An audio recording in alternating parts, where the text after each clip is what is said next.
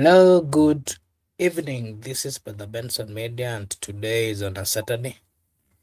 We are blessed to have this opportunity uh, to just have a conversation, of course, a conversation that is geared towards the betterment of our country. Allow me to take this opportunity to welcome all our viewers and to remind you that over here we say that your opinion counts. If you're watching for the first time, kindly like and subscribe to the channel. If you do so, it is a way of supporting us, na sisi hapa tutasema ni asante. Allow me to also recognize the presence of Judith at the comment section. Judith is saying hi. We're also saying hi back. We hope you are doing good. Thank you so much for finding time to join us this evening. Miguda, you can say hi. Natuambie siku yako imekuaje? Nashukuru sana. Siku yangu imekuwa vyema.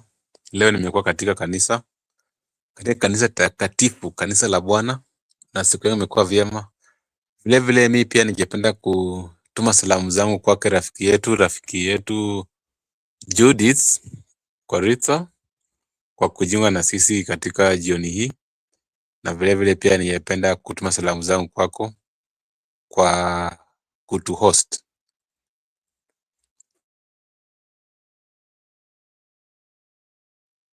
Okay, thank you so much for also finding time to join us this evening. Really appreciate. And I just want us to get straight to the conversation of today, where Robert Alai, who is a member of County Assembly representing Kileleshwa Ward, of course, has been on the limelight attacking the Member of Parliament of Embakasi, Babu. And that, of course, talks or gives us a view of what is happening in the Nairobi governor war. We can say it has already begun.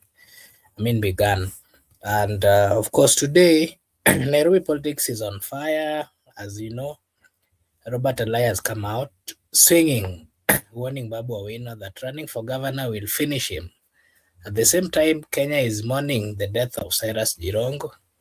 Of course, a man whose political journey shaped the very system these young leaders are now fighting to control. So this is not just a political clash, it's a generational movement. And something else that I wanted to say is Robert Alai and Babu Owino, of course, they represent two different political energies. Alai is the grassroots activist. Of course, you know him being an activist. He's also a digital warrior, the man who built his brand by fighting for the ordinary Nairobians. If you remember how Alai became, to the limelight, being a blogger and all those kind of things. On the other hand, of course, Babu is the national figure, of course, seen as a bold, loud, youthful, and of course, unafraid to challenge the establishment. We've seen not once but several times he has come out to criticize or to challenge the status quo. Their clash is not personal. It's, of course, a battle for the soul of Nairobi. And those are part of the things that, I would like you, Mr. Miguda, to, you just give us your take. First, on the war between Alai, who is an MCA, and Babu Owino. What is your take? He has been attacking Babu Owino of late, not once but several times. What is the beef, or what is it that is happening between these two leaders? Because we're also seeing, just like I've given you clarity, they are representing two different, energies or different political energies. One, of course, is a grassroots activist, digital warrior. But on the other side, the other one is, of course, a loud, bold youth. What is your view between the two leaders? Good.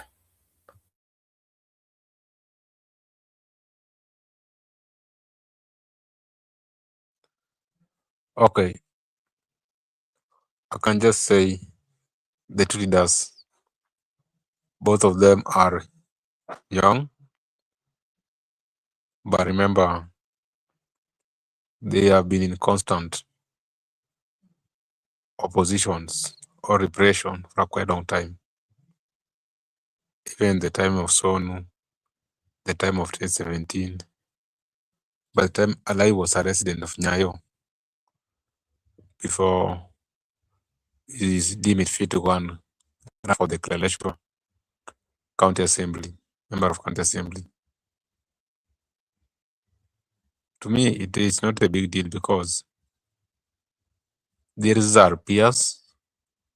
Maybe someone might be jealous of another one rising, or because currently the composition of the Nairobi County is set up of people like the Kileleshwa County Assembly representatives and the current governor maybe might be representing the status quo.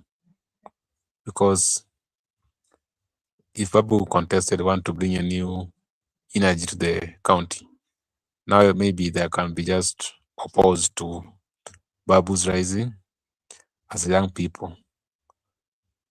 But that's politics. There's no need to worry.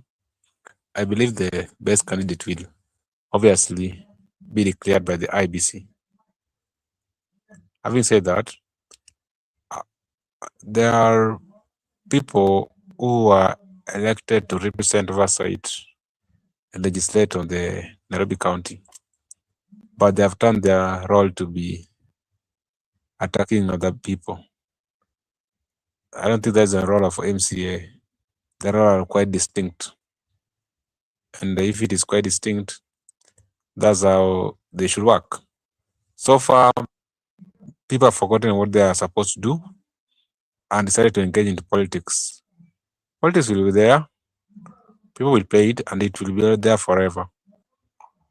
The young people should just unite and chart a new course on how to bring more people in leadership, on how to transform and bring new ideas to the economy, rather than fighting each other. There's no much gain they're getting from fighting each other. Back to you.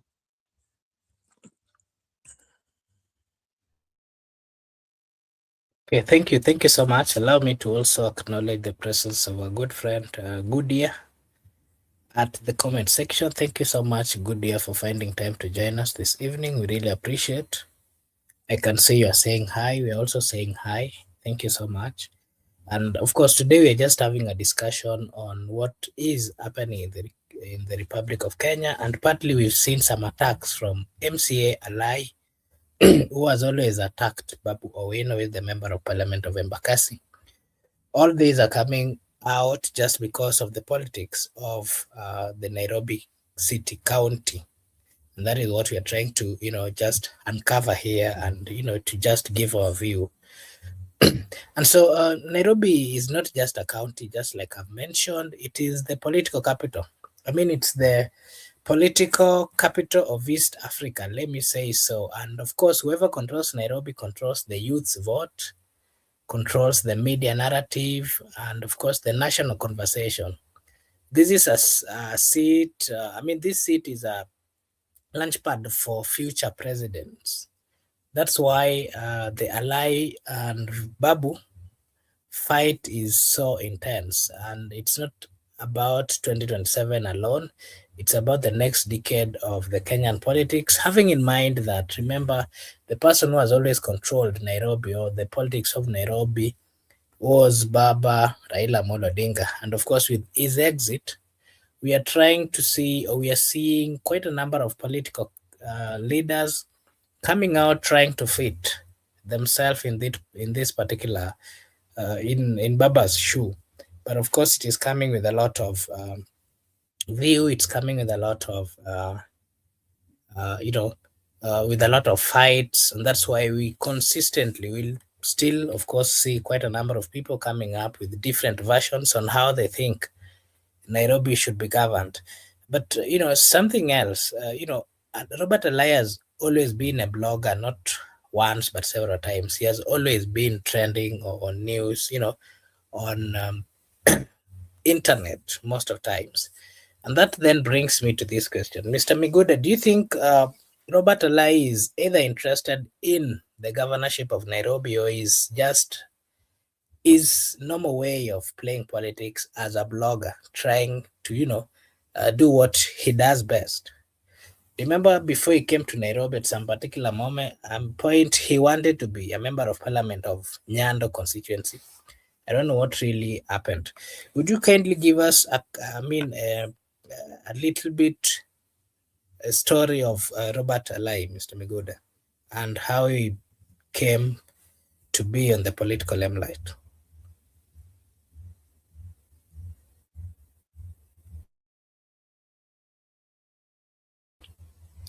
Miguda? And allow me to read this comment here. Good DIA is saying that I will vote for Babu Owino 1,000 times if I can. Alai should stop looking for content.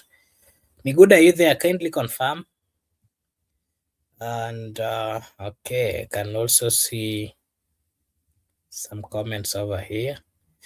And I'm just reminding you that this is the Benson Media, and here we say that your opinion counts. If you are watching for the first time, kindly like and subscribe to to this channel.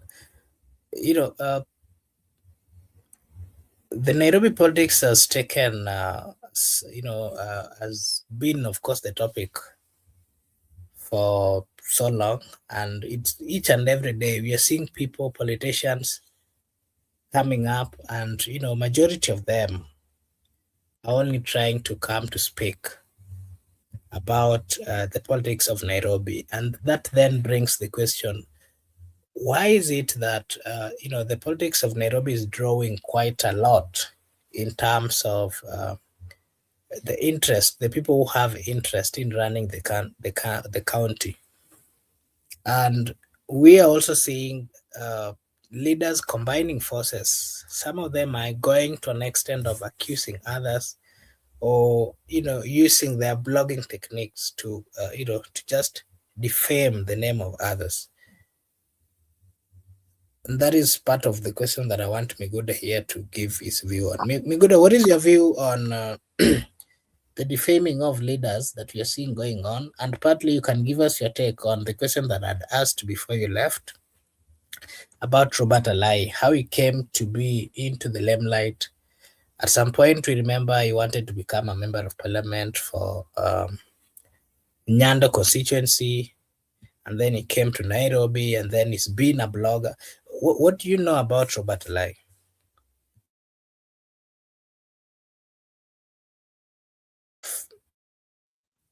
You can also give us your view on whether he's interested in the governorship or member of any other position apart from one that he's currently serving. Okay, I also want to welcome our good friend. Good year to the show. And also feel at home. Babu Owino, Robert Alai, far-fetched. They can't be equal politically anywhere in any constituency. Alai was a blogger when we were in high school. He used to blog, Twitter. We used to read his tweet while we were in high school. Used to tweet a lot about Jubilee government. And once he tried to contest for Nyando, but never reached at the ballot. And also tried to contest at Embakasi East, was never seen. Then later became the Kileleshwa MCA. Some people, let me tell you, some people, they usually attack popular, famous, or leaders for them to be relevant. What we call, if today I happen to be a member of parliament, some people just come from nowhere attacking me on unnecessary issues so that I can respond to them, or I can look for them, or they want my attention. Some people can look at attention with me, or some people can look at attention with Robert Babu. But Alai is nobody in Nairobi politics. And that's why I don't even want to comment about this show. Gubernatorial. Gubernatorial, Alai can't contest for the gubernatorial. Alai is a junior nobody, even in the ranking of ODM. Is a junior nobody. So that is not a person you can bring into the equalization of the gubernatorial contestants. People like Babu, people like Sachs, people like Gakuya, people like Agnes Kagure. Alai is nobody. Alai should just continue blogging. Should just continue doing the content creation and other things. Should just continue be the MCA and also try to be Sakaja spanner boy. That's all he can do, and also Ruto spanner boy. But even in terms of leadership, he has not performed very well. I think just some people, that's how they were created. Like I've told you, if I rise today, you find some of my fellows just attacking me for no reason, just to give, for me to give them attention, or they want to make views with me, or comments. They're attacking you negatively. Now, the issue of defamation,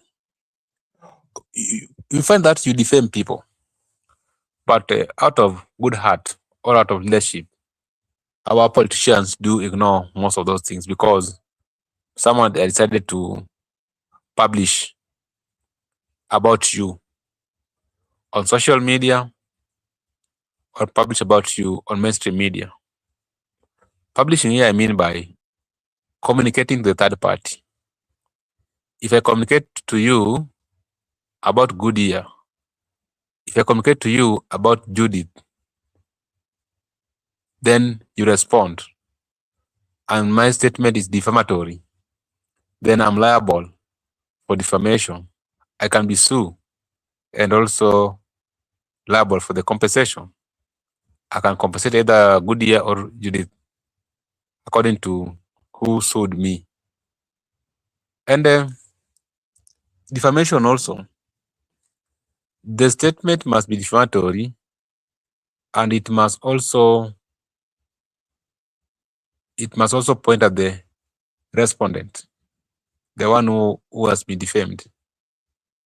It must communicate exactly from that person.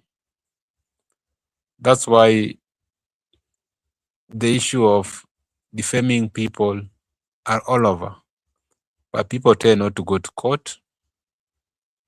I think just because they don't want to give them much attention. Alai is a victim of defamation. He himself has defamed many people. And also this trick they're doing, that they are threatening you that if you don't pay me money, I'll blackmail you politically. And let me tell you, some of these statements on social media, all of them are not authentic. Some are just blackmails. Some are just a matter of people being creative. You create a narrative, blackmail a leader, or you threaten somebody for her or for him to submit to your cause. You go ahead and blackmail. Because even if you ask them, most of the time, what's the evidence? They don't have the evidence. They just type, walk away. That is not how Nairobians are going to elect the governor. You cannot be a governor through blackmails. You cannot be a governor through blogging. You cannot be a governor through threatening and defaming people. Actually, electors are very clever. They won't vote for someone who's defaming people, because what if tomorrow I'm the Nairobi CEO? You'll still defame me, so I can't give you a chance, because I'm also part of the people in this country. I can't give a chance if that is your character of defaming leaders. The culture has always been that most people get away with the defaming people, but that's not the case. In the United States of America, you can't dare such things that you're defaming people, then you go away. Or in the United Kingdom, people understand very well their rights and how the law works. And if you don't find, people are very careful with whatever they are doing. You can only try to critique a public figure, but we do encourage young people to critique objectively, so that in case you are in the same side with the law enforcement officers, you have a defense that, of course, I did it, but objectively, I did it in accordance with the rule of law. That because you can, anytime you can be arrested, anytime you can find yourself in the court of laws. So when you find yourself in the court of laws, what do? You have a very strong defense that, of course, I did it, but in accordance with the law. And even if you are being acquitted by bond or bail, but you have been on the right side of the law. But here, a case whereby you want a bond, you are pleading for a bond or a bail, but on the other side of you have committed a crime. How are we going to sort you out? So the advice to young people, don't follow the likes of Alai and the company. Some of them are on the payroll. That if you attack Babu, I'll clear for you your rent for this year. If you attack Babu, I'll give you half of your campaign money.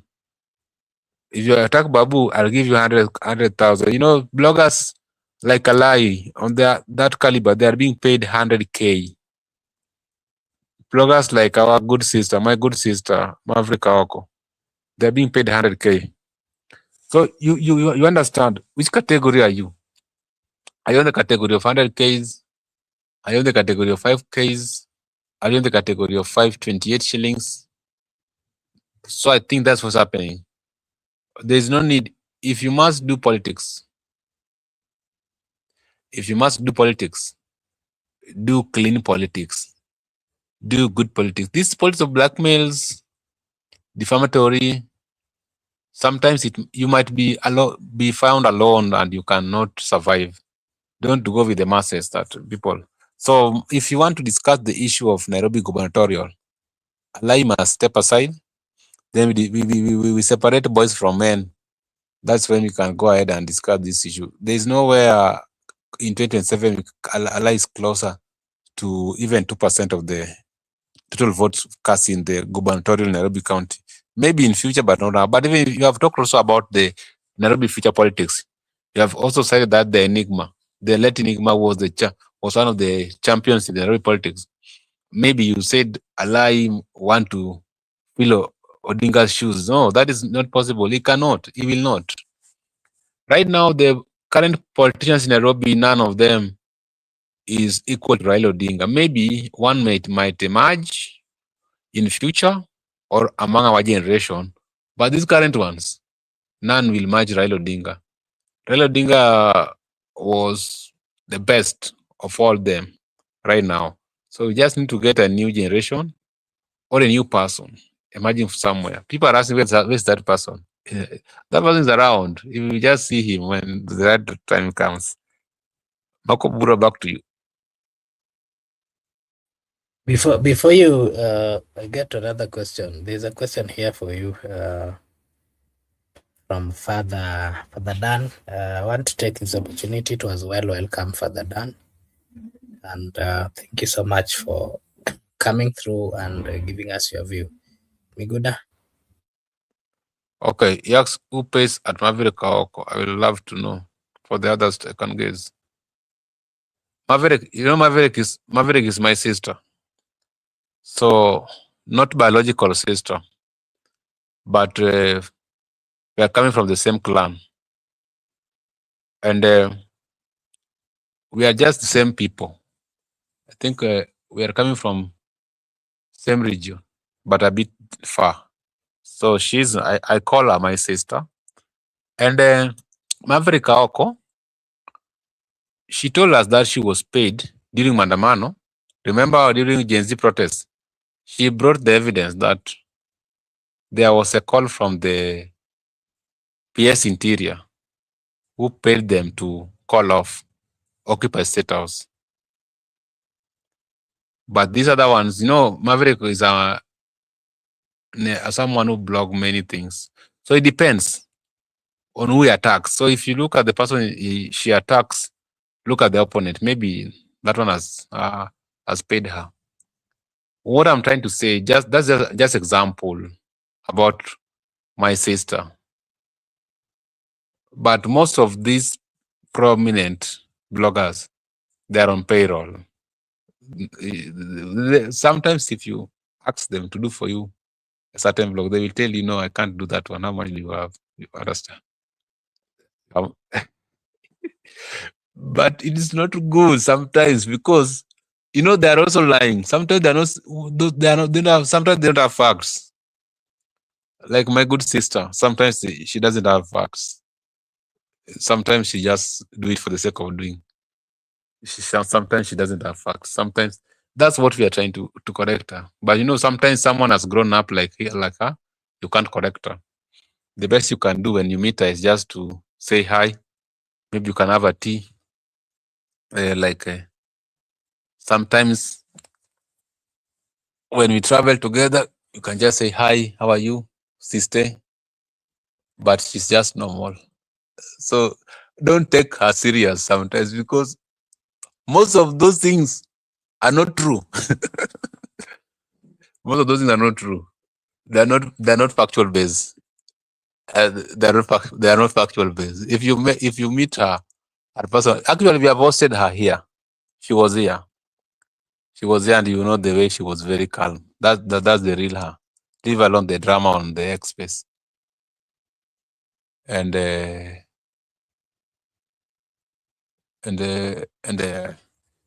just to tell you that, okay, Makubura, the issue of I was responding.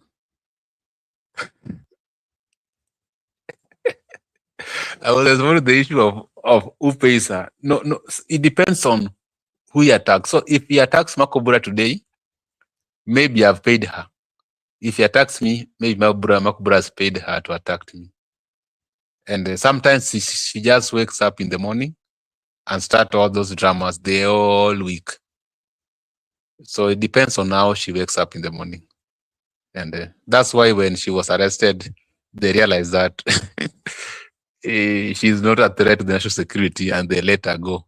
Nowadays, you see, they have not even taking keen interest about her because there's this difference between factual-based issues and just to keep your account flowing and also to keep your account active.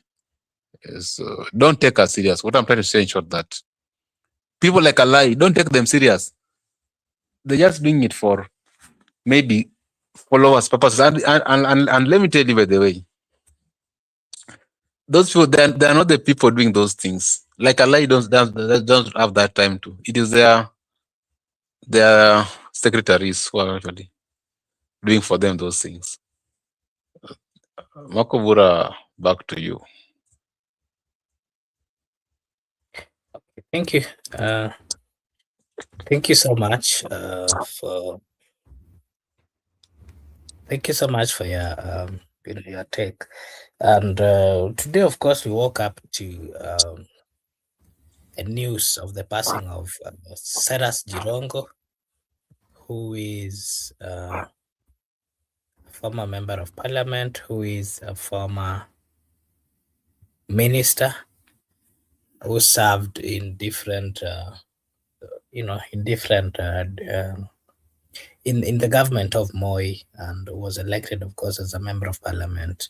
So the death of Cyrus Jirongo, of course, comes at a symbolic moment. Remember, Jirongo rose during the YK, or the youth YK 92 era, a time when money, you remember the money, we are being told that monies were being printed.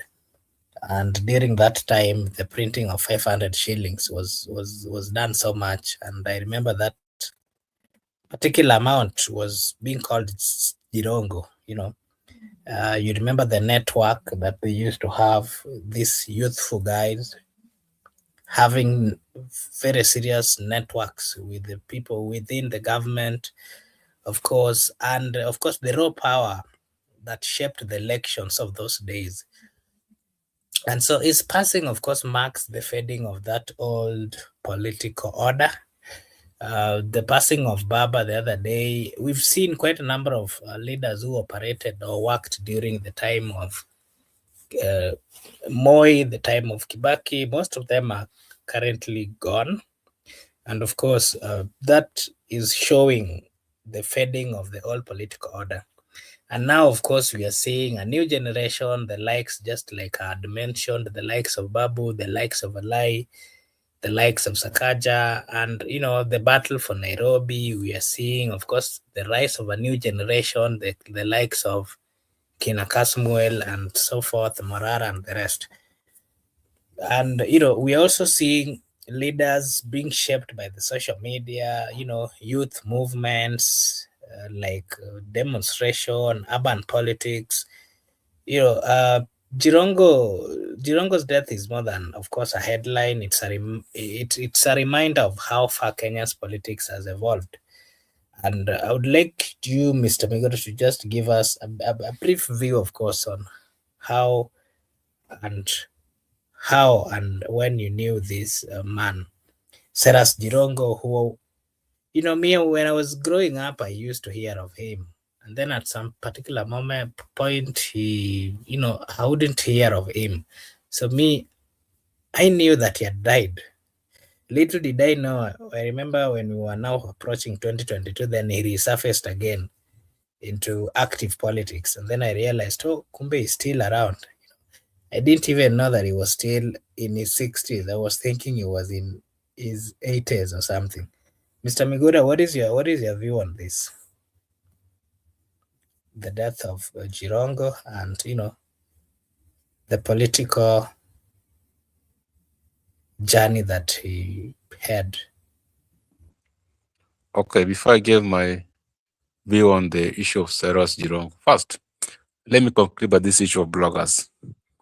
Because you mentioned my sister, these bloggers also, they are being misused by politicians. They are being misused, and they are doing much online. The much effort they are applying online does not reflect the amount they are being paid. The much effort they are influencing, or shaping the politics of some of these bigwigs doesn't reflect their condition of their lives. And there's no MP who will give you 5Ks every day. There's no MP. I think they're being given 10K on the meetup day when they meet. Because I even asked my sister, when we were traveling, sometimes we use the same public means of transport, Galaxy. We use Galaxy, this shuttle one. Then I asked her, why could Babu pay for you air ticket? Because that is no money for Babu. Then she never responded to me. So I told her, go and tell Babu, she's misusing you. Because if the way you are putting more effort on express about Babu, then we are traveling within the same public vehicle. I called, we texted Benson and we even said, this is not proper. And also, I think Benson sent something small for her. But what I want to make is that they are being misused. They are being abused on social media because they are putting much effort for the politicians. Then wanapatiwa kitu kidogo sana. That one is not good. So next time when we meet Babu Owino, we'll tell him that is very wrong. He needs to do something because you want to be a governor. Let him be a very responsible governor. And you can find out that even after him being elected, Maverick Auko will not be near to any appointed position. Because from the look of things, when we met, things are not actually good. So that should be a warning to bloggers before you come here on social media and tell us all those things you know about politicians. You should be aware that they don't care. They don't even think about you. So, and you also know the kind of life you are living as a bloggers. Anyway, Makubura, the issue of the Cyrus Jirongo and YK92. YK92, I think it was Youth for Kanu. And it was the main objective was to mobilize people. By that time already we have repealed Section 2A, and Kenya has now come to be a multi-party democracy. and even the presidential term limit was now introduced.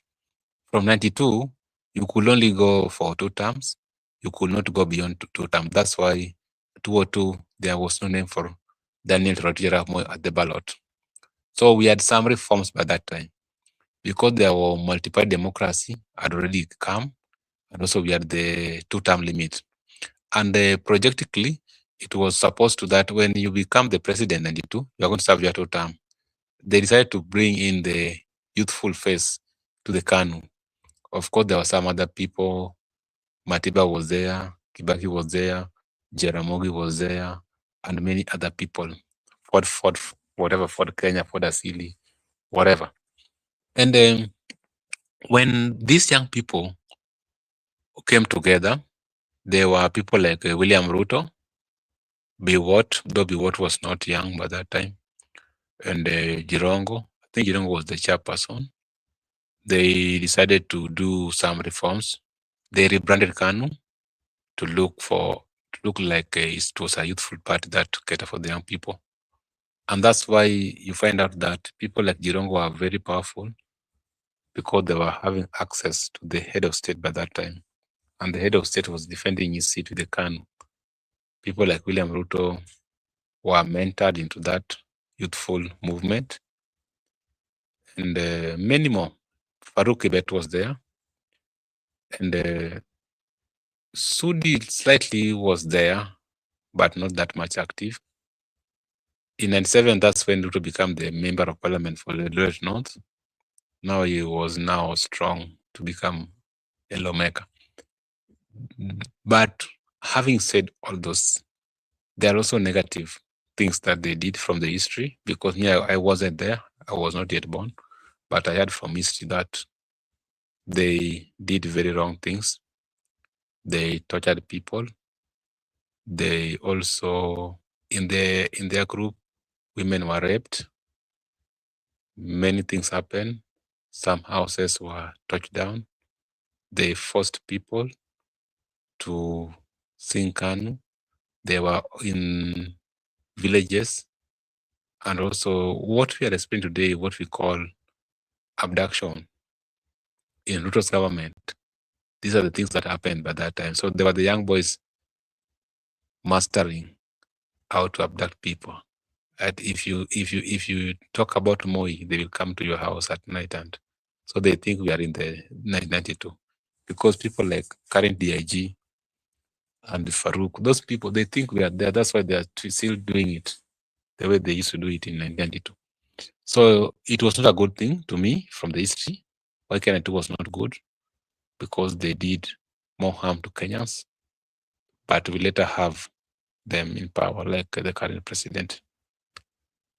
So the passing of one of them, Cyrus Jirongo, first we have to convey our condolences because he has actually passed in a tragic road accident, and death is death. It is also painful because he is a father to some people, he is a husband to some person, he's a grandfather, he is also a relative to some people. So it has touched the family deeply, and we as a people of Kenya, we convey our heartfelt condolence. We are together in this because today is at Jirongo's place, tomorrow is at any other person's place. It is something that is with us. And you have talked about the age. You know, death is there for everybody. The young people die, the Gen Zs are dying, youths are dying, millennials are dying. It is not for the older people to die. The young people are going, the older people are going. So it depends on at what time have you gone. We also mourn him as one of the people who also was a leader in this country. We are in deep pain with the rest of the country. We just wish that may God put his soul in eternal peace.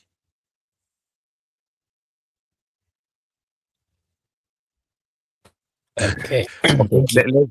Let me say this one of Shaima Hussein. Yeah, it can be true. I think our bloggers ndio hujichocha sana kwa politicians. Yeah, it could be true because You know, when we meet them on the ground, these bloggers, they're not the people you think they are on the X space. And they are not reflecting the so-called brave. In fact, some of them are not even, they are cowards. If you look and these people, they are not the ones, those accounts, they are not the ones operating them.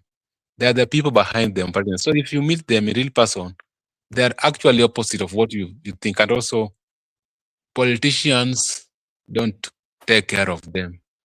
They're just living the life we are living. They are not even in that class of politicians, because you know politicians, most of them, they're in a whereby they do their things systematically. But you find that these other bloggers, they are where we are. Sometimes we are the people who even buy them lunch when we are dropping, when we are taking a break, when we are taking a long distance travel.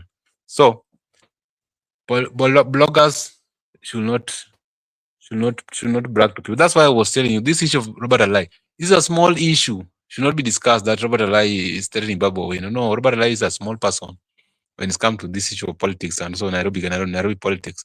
There are politicians in Nairobi. There are Nairobi politicians. Leave alone that blog. Thank you so much. There's a question. I saw a good friend, Tony Blair, who is watching from Facebook. He had written something here. I remember when I was giving my view,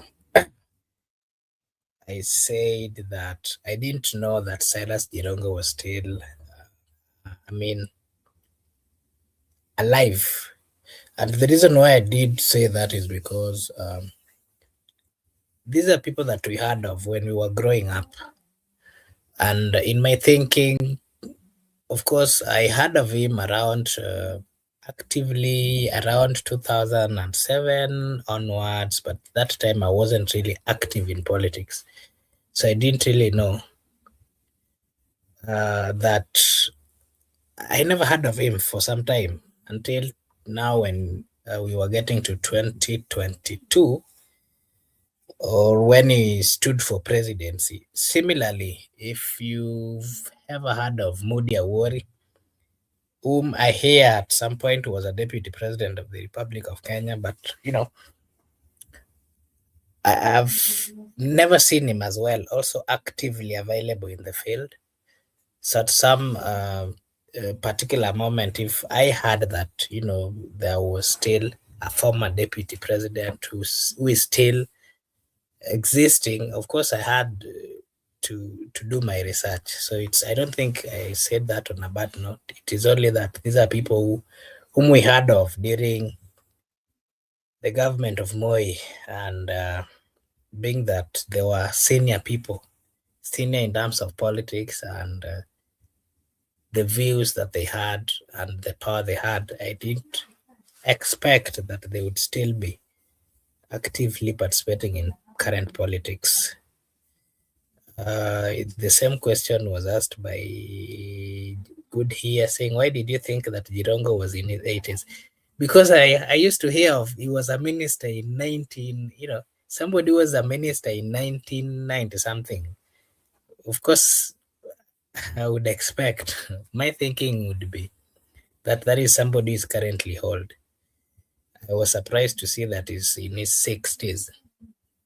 Anyway, that's a story for another day, not on a bad note.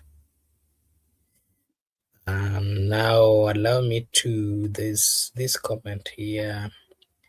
Shaima here is saying that I now understand why my hubby once said he doesn't want even to be elected mzee wa nyumba kumi when someone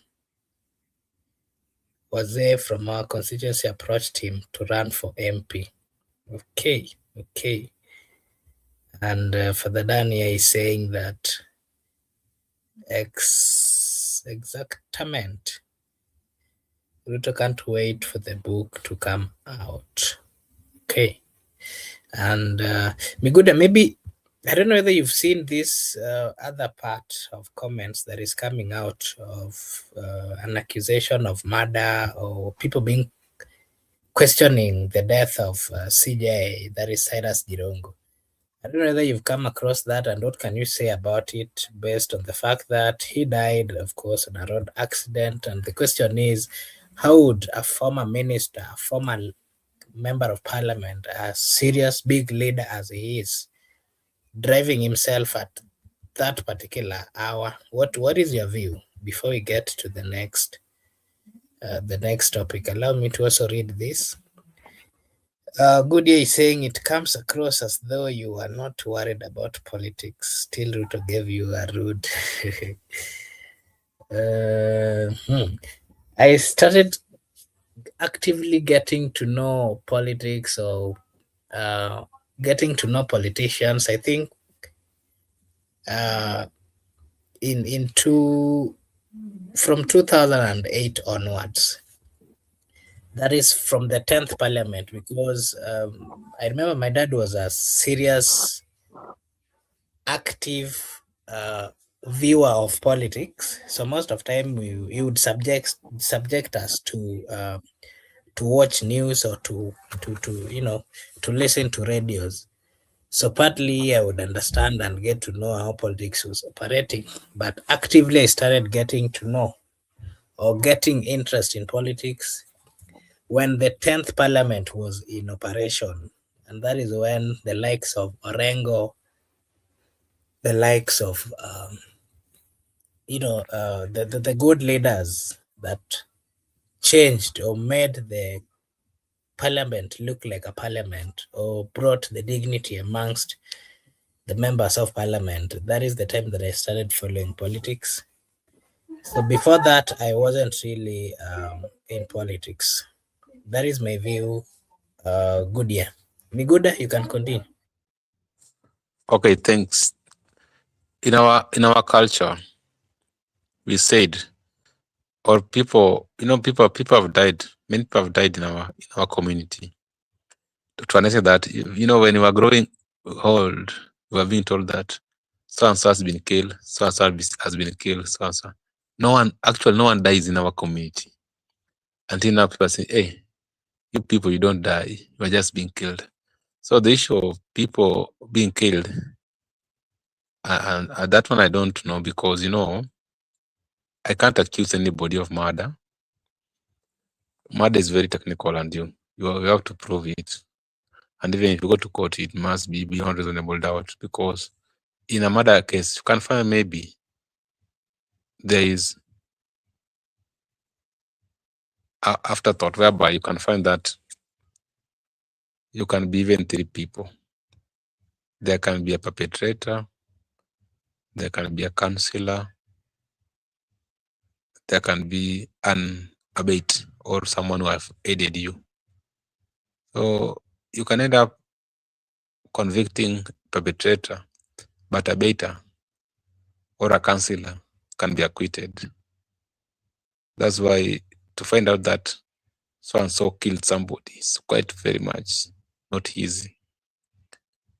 Someone might just be a counselor, someone who has just plotted, and someone might have aid in terms of crude weapon or in terms of other things, but someone actually can execute it, a perpetrator. So up to now, I can't ascertain that CJ has been murdered. That one is now left for the rightful authorities to take care of. I don't want even to insinuate. I just want to let it the way it is. Of course, we are in politics. What I want to give a benefit of doubt, because we're in a political environment. In a political environment, just like the strong Roman Empire, for it to be strong, many people were actually assassinated, killed. Even wives could kill their husbands so that they can remain with their throne, the other people. Even a seer could advise the queen to poison the king so that they can share the throne with the seer. Then later seer could kill the queen so that the princess can come in and share the throne with the seer. Then the second seer also could kill the first seer. So the Roman Empire had a lot of bloodshed. Many kings died. Many queens died. Many counselors died. Many people died because of the throne. The empires died. Emperors died. So I don't want to rule it out.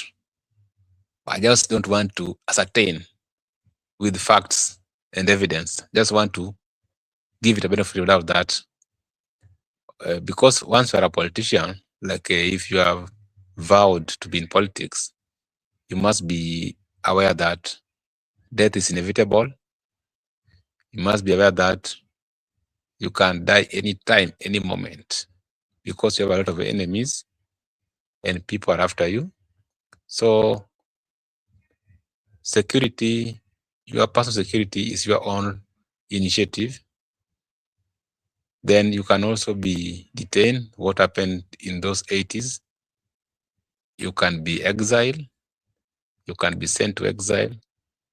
You can seek an asylum in another country.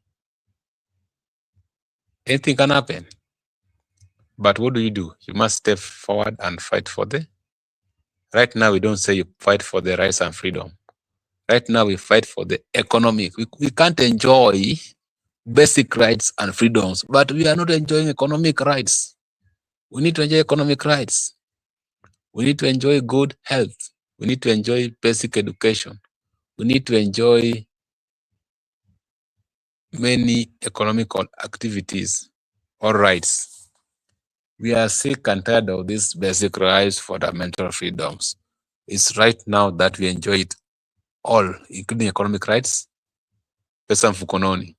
So, I don't want to bring, I know people have said 1, 2, 3 about him being murdered or whatever, but that is not my point. I want to be unequivocal that I'll just treat it as a tragic accident, and I'll also treat it as just like a death is inevitable, and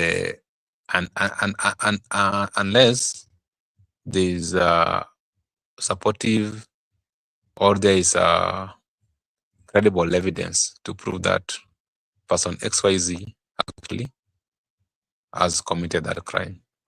So Makubura, anytime there is a issue of murder, you must treat with a lot of care because you can be called upon to testify in the court of law as a witness. As for me, I am green about the death of Cyrus Jirongo.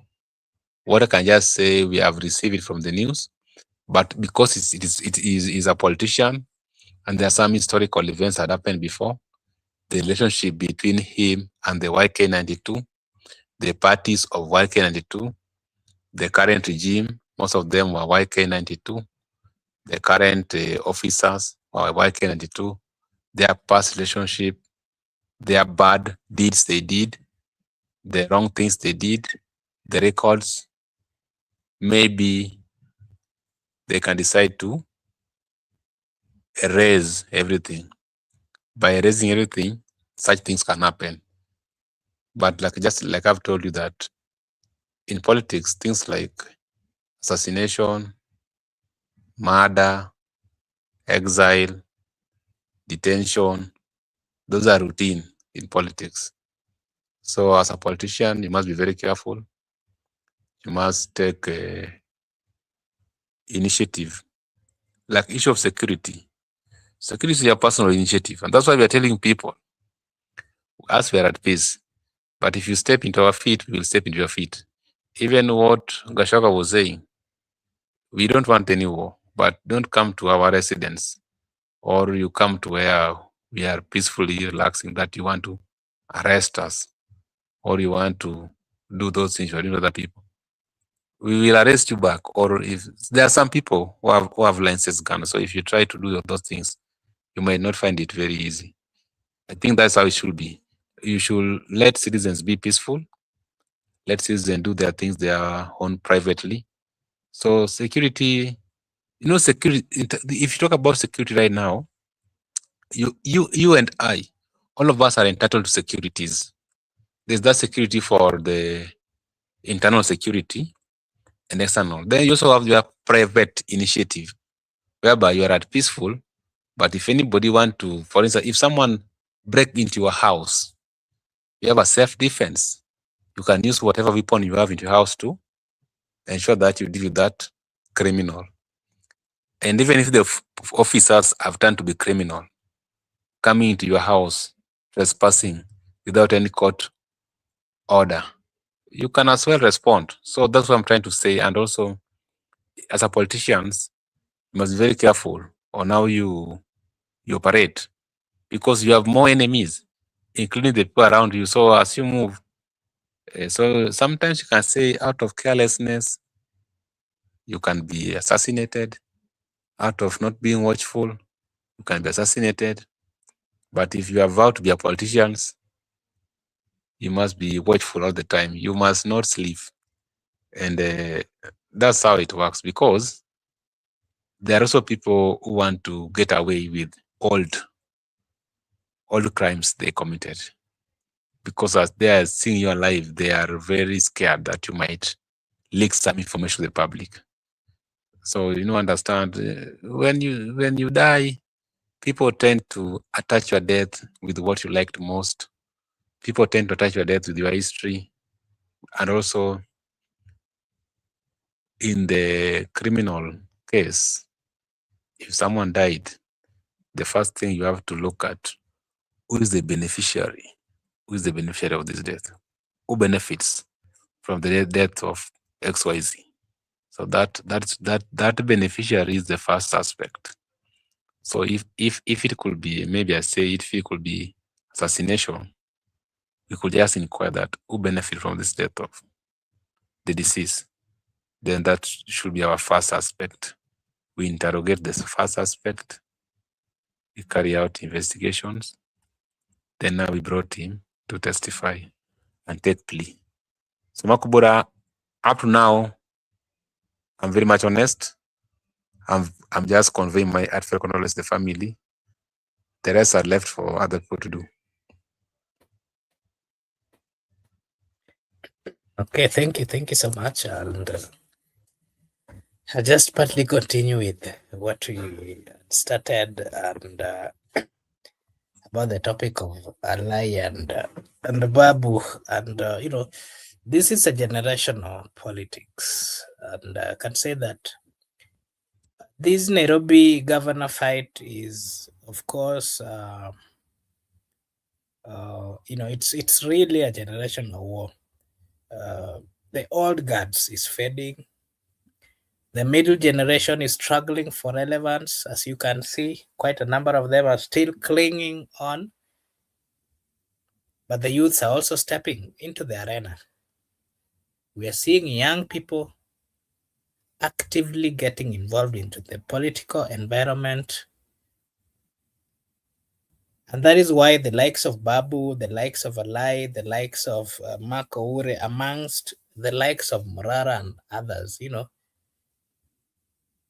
they are not just candidates. They are symbols of a new political era. And, their strategies is partly different with what we used to see. Their language, the language that they use is, of course, different with the middle age and the old guards. The support base or the supporters are also behaving differently. And all these things, of course, reflect the shift happening in Kenya. And I'd also give you a chance to give your take on that. Something else that I'm also seeing is that, let's be honest, ODM is entering a new phase. With Raila's influence, of course, shifting and the younger leaders demanding space. And you're seeing how tough the young leaders look at Winnie, look at Babu, look at Sifuna.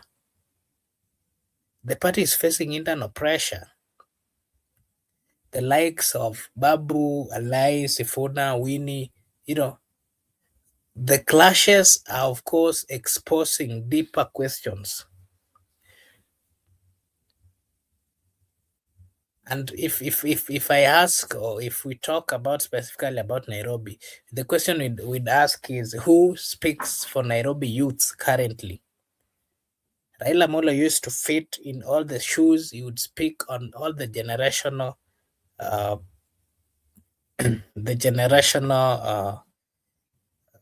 people who existed. But currently, who speaks for the Nairobi youths? Who carries the ODM brand into the future?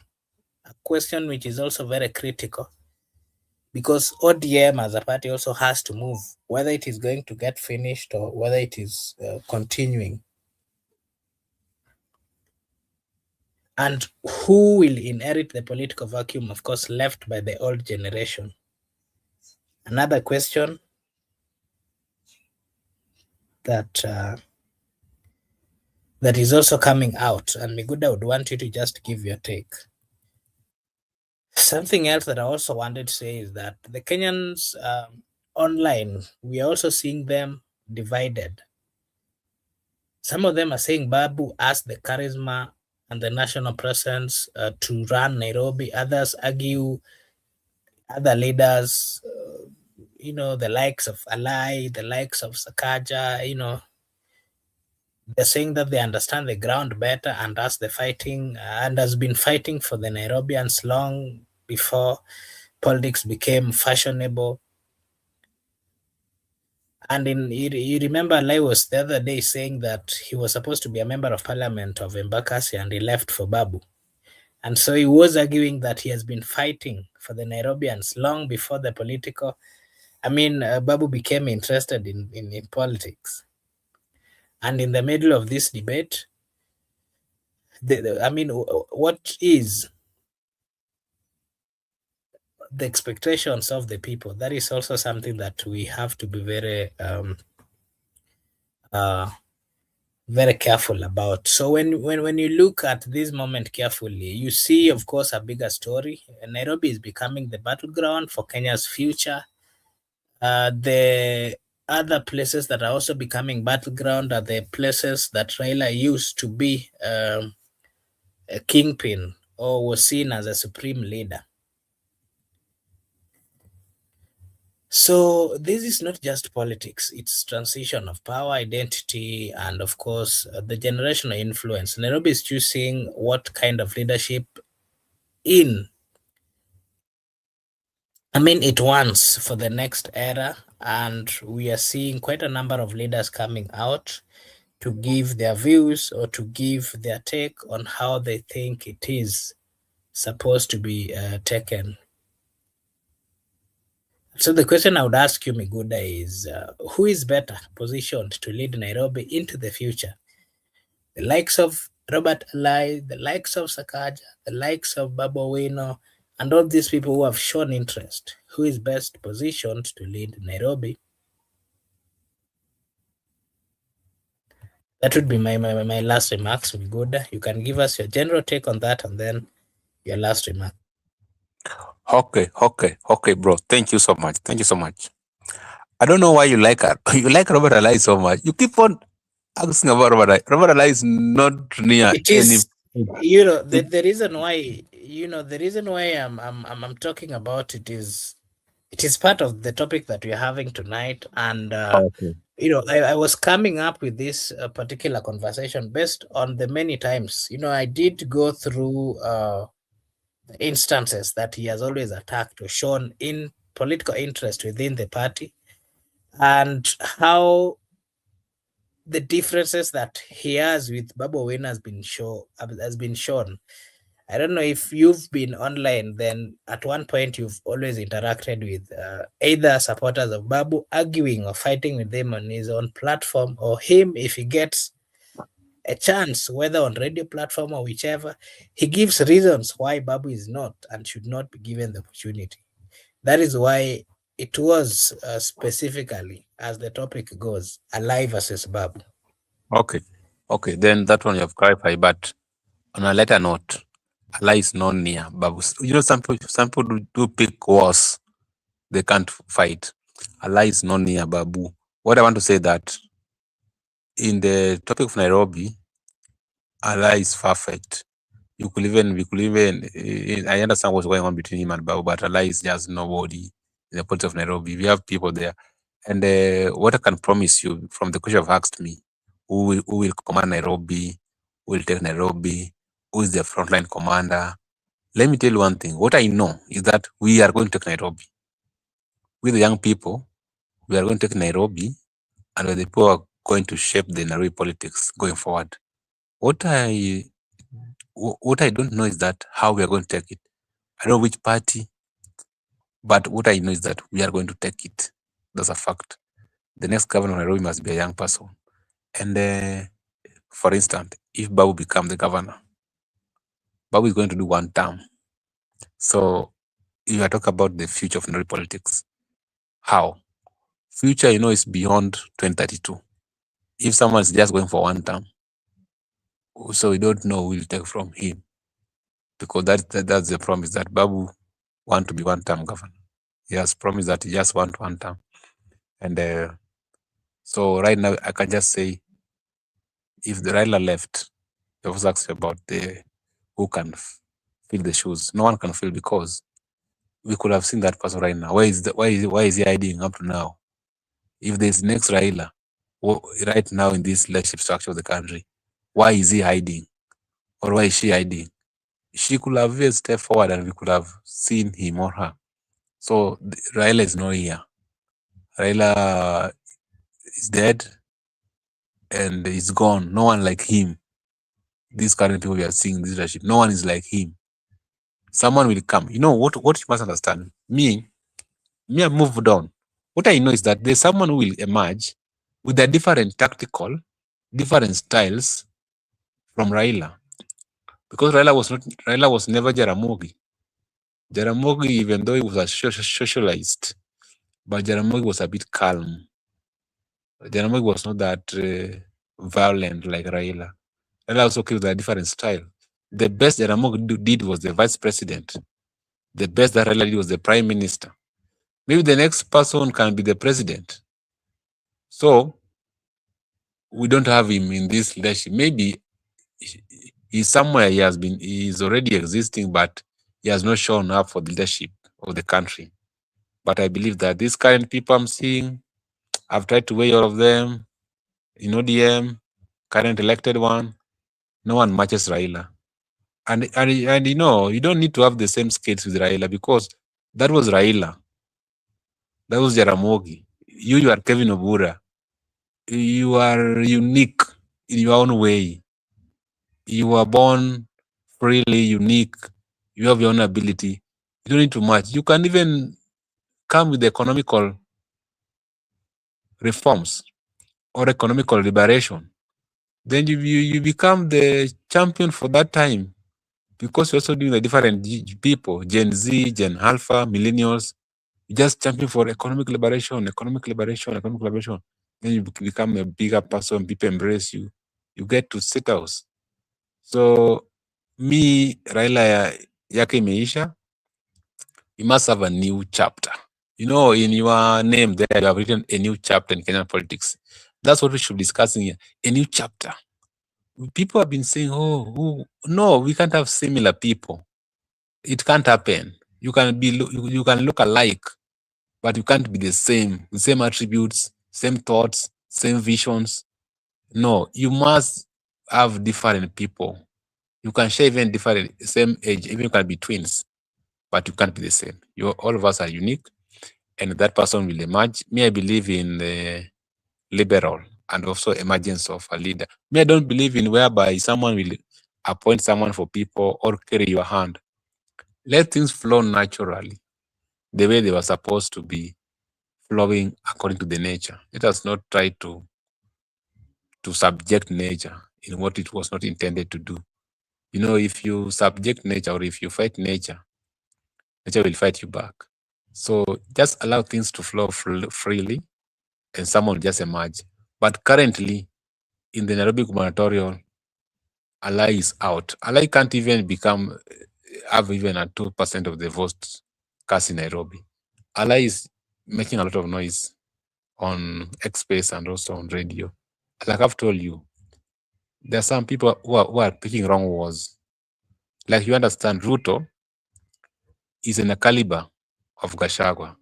Gachagua is at liberty to attack Ruto anyhow and even expose Ruto of stealing anything, assets, or any property in this country. But you find that if someone who is an MP try to critique Ruto on that category, it is not even relevant. People are really concentrating on Gachagua. Even Raila was criticizing Uhuru Kenyatta. People could focus on Raila. So you find someone also, a junior nobody in the ranking, also trying to attack upon a general. You know, generals attack generals. So this junior nobody will just be attacking the general for him to rise and become relevant, but it's not effective. It's not effective. So what a junior nobody by the name Alai is doing to Babu is not effective in any way. And if Babu is a well-programmed politician, Babu should never, ever in his life respond to Alai. Babu should be focusing on how to negotiate with the DCP Gakoya, on how to negotiate with the Agnes Kagure Jubilee, on how to negotiate to come to consensus so that they can fight the status quo. That could be the headache, but not responding to a junior nobody. In the ranking system, a general does not respond to junior nobody from the opponent. A general means a general. So the people who will shape the politics of Nairobi right now are we, the young people. This current one will do their stuff, they will go home.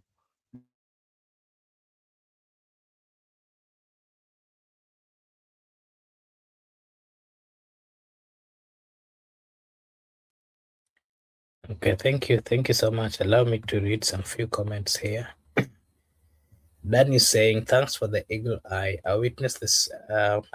Goodyear is saying, thanks for the eagle eye. I witnessed the same silence of acknowledgement of renaming stadium. Honorable Raila's death was also... Only Raila and his God knows. We will never know. Okay.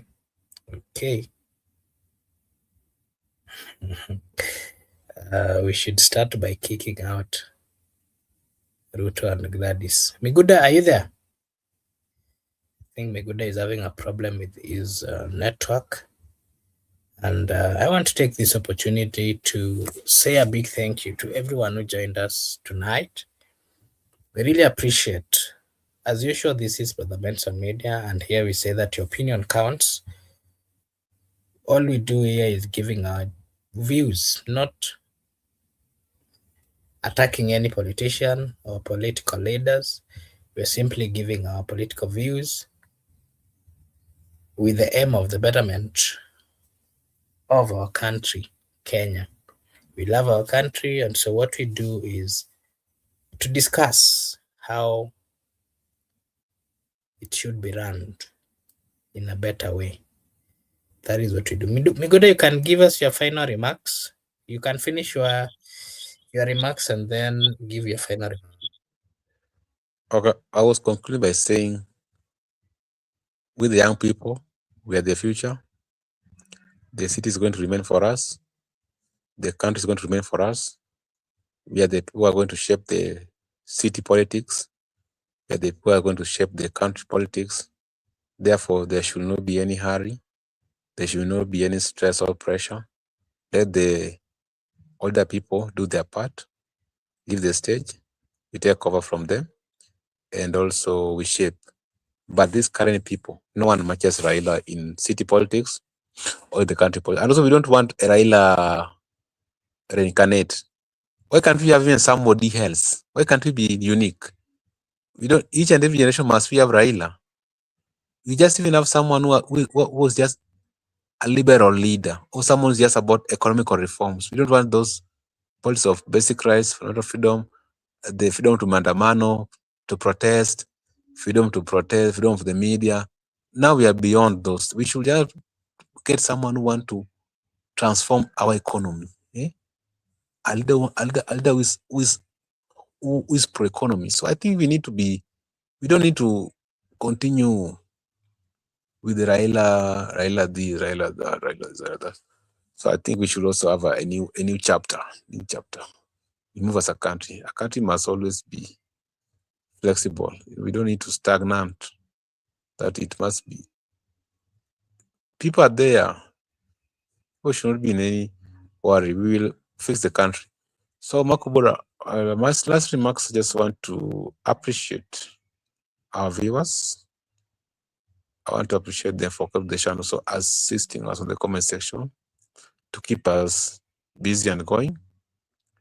Father Dan, thanks for coming. And also you asked me a question there, but that one is now, too much. Like how was it that the family never appreciated and Wanga appreciated?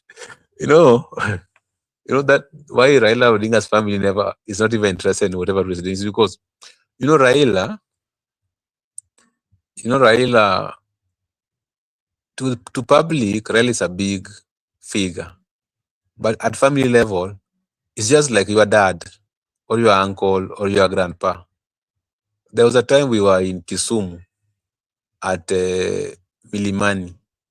Then Raila's sister, Wenwa Kinyi, that is in 2019 before COVID. By that time, Jaramogi Oranga was still young. Today, I saw him big. So when we were at Wenwa's house, if you are in Milimani, there's somewhere Wenwa's have a house. She was telling us, you people, you still follow Raila. That's the sister. So when it comes to public, it's a big figure. But at family level, it's just like your father, your uncle. So to them, those things don't surprise them. Maybe Raila is a CGH. Raila was the prime minister. Raila is Enigma. Raila is Baba. Raila is who he is. Raila is mysterious. Raila is Aguambo. Or Talanta has been renamed Raila Odinga. To them, it's just normal. It's just normal. This is my father. So this is my father. This is my uncle. This is my Babu. So it's just normal to them. They don't, like if you are a chief and if you go back to your house, you remove the crown. People don't look upon the crown. People don't, me, my dad was a soldier. So we grew up in barracks. And whenever he's back from the battlefield, he's a dad. And we used to escort him with all goodies. But back at village, people feared him. So it's just like Raila, that's what the family had. No, it's not much. It's not something that much big for the family, but to the public is very much the appreciation. So that's how these things work. Makobura, I just want to appreciate Dan, their father, a good year for coming to the show, Judith Karita, and there were 4 people, or Shaima Hussein. I was able to see from my end. We meet tomorrow morning, God willing, Kenyan time or East African time. Bye-bye for now.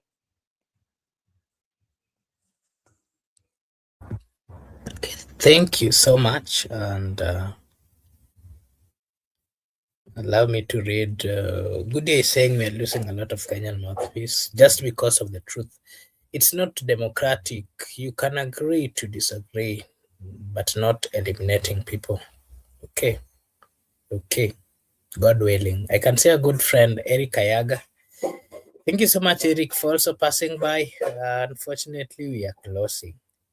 Winnie Odinga denies cracks in ODM. Yella Member of Parliament, Winnie Odinga, as dismissed, claims that the Orange Democratic Movement is facing internal divisions, maintaining that the party remains strong, united, and firmly anchored in the values established by its founder leader, the late former Prime Minister Raila Amolo Odinga. Yeah, so Makobura, let me say one thing before you close the show. This issue, Goody has just type here. It is true, yeah. Goodyear, I understand you very well. I know it is happened. We know. Not we know. We don't just want to. We don't just want to speak it in public because you understand that we need also to fight for the future. It's too early to it's too early to exit now. So what I want to say is that there's a problem. We know Kenyans know there's a problem. Elimination is happening. That is true. We know. So they are, they are primitive. Those people, you know them. They are very primitive. This is not how to handle democracy. That you want to rule, to remain in power by doing what you are doing. That's primitive.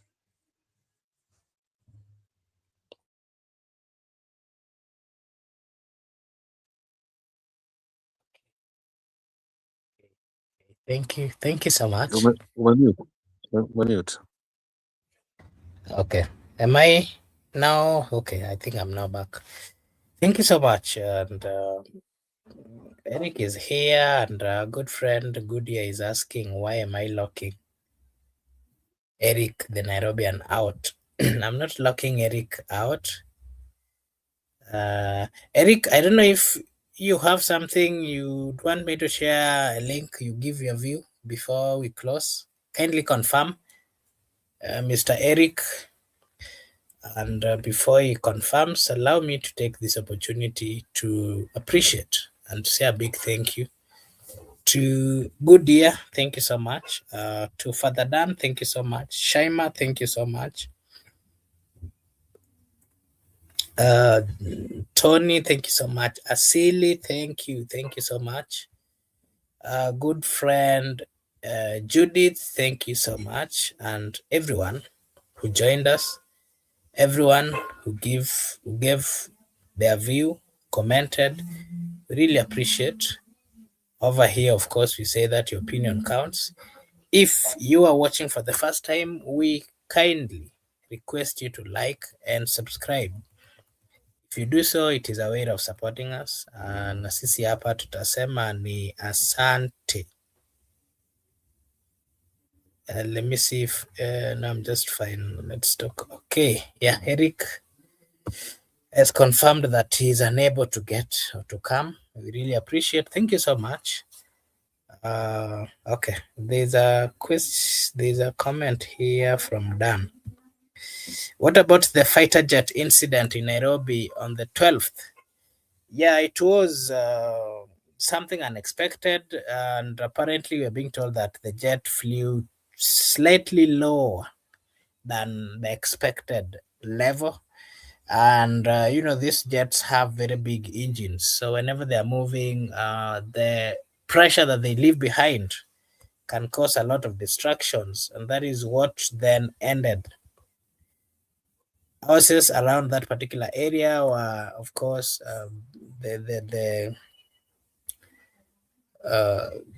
was slightly affected. Madrisha zilipasuka, courtesy of the loud noise that came from the jet. The jet flies so fast, and it's something that, of course, was not expected, but it happened. What we can say is it is right for the government to do a compensation, because these are things that they understand. The army or those people responsible for that particular plane showing, they understand and they know they needed to have advised appropriately, so that destruction of fare similar to what was experienced should not be experienced next time. That is what we can say, and of course we call upon the government to do a compensation for the affected families. That is my view, that is my take. I want to take this opportunity to say a big thank you to everyone who joined. Thank you so much. We really appreciate. We pray that may God bless and take care of each of you. Thank you so much, Goodyear, Dan, Asili, Shaima, Tony, and Judith, Austin, Mike, John, thank you so much, everybody. We really appreciate, and we really appreciate. Allow me to read this before we close. Let me just cry. Jirongo, son of Imbo, has just left Oxygen, but no promise. God don't sleep in Sindo, maybe Kenyan morning. Okay, okay, okay. I'll stop it at that. Allow me to take this opportunity to wish you all a blessed night, a blessed morning, a blessed afternoon, a blessed evening from wherever you're watching us from. Thank you so much, and may God bless you. See you again tomorrow.